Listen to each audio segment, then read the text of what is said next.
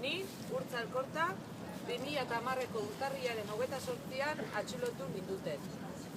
Orain, zuk zuzentzen duzun sailaren aginduetara zeuden ertzainek eman zizkidaten tratu txarren ondorioz, sinatutako deklarazioa da ni auzipetze eta kartzelaratzearen oinarri bakarra.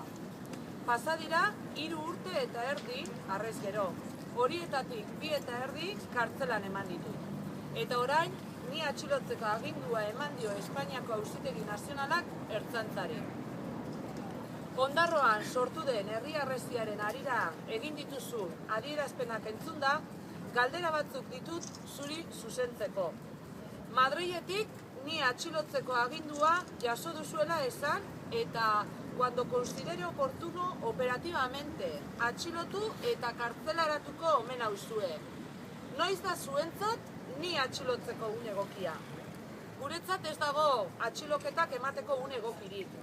Bizi dugun garai berri honetan, PNVk erabaki egin beharko du Espainiaren eskutik helduta jarraitu edo Euskal Herriaren aldeko hautua egin behingoz.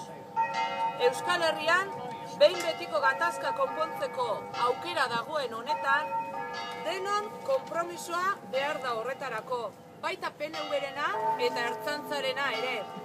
Zentzu horretan, Madrildik agindutako atxiloketa politikoekin jarraituta, zein da PNVk egiten duen ekarpena Euskal Herrian abian den konponbide prozesuaren alde.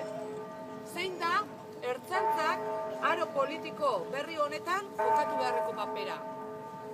Ez dut uste Urkullu lehendakariak esan bezala polizia integrala izatea Espainiatik bidalitako aginduak betetzea denik.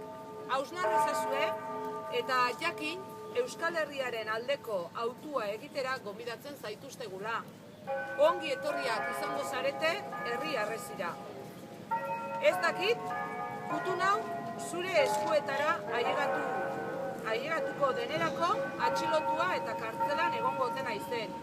Bitarte honetan, gonbidapen zintzo eta zuzena egiten dizut Ondarroara etor zaitezen. Eta honetaz, guztiaz, hitz egin dezagun. Un resumen en castellano de las ideas principales que he leído en euskera.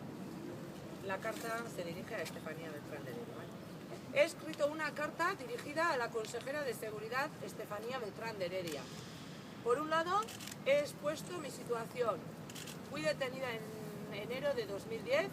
He pasado 2 años y medio en prisión con una acusación únicamente basada en declaraciones firmadas bajo tortura. La Ertzaintza, que ahora usted dirige, fue la que me detuvo y me dio malos tratos. Ahora vuelvo a estar bajo orden de detención, siguiendo la misma causa. Le he oído declarar que me detendrán cuando lo consideren oportuno operativamente. ¿Cuándo es para usted el momento oportuno para mi detención? Para nosotros no hay un momento oportuno para detenciones políticas. En este nuevo tiempo político que vivimos, el PNV tendrá que elegir y decidir. O seguir de la mano de España o apostar por Euskal Herria definitivamente. Hace falta el compromiso de todos y todas para consolidar el proceso de paz en Euskal Herria.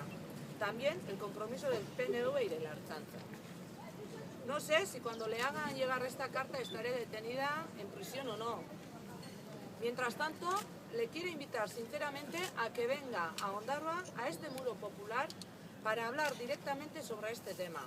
Les invitamos a usted y a su gobierno a la reflexión y a la responsabilidad política y que apueste por un nuevo tiempo de paz en Euskal Herria. Beste bai.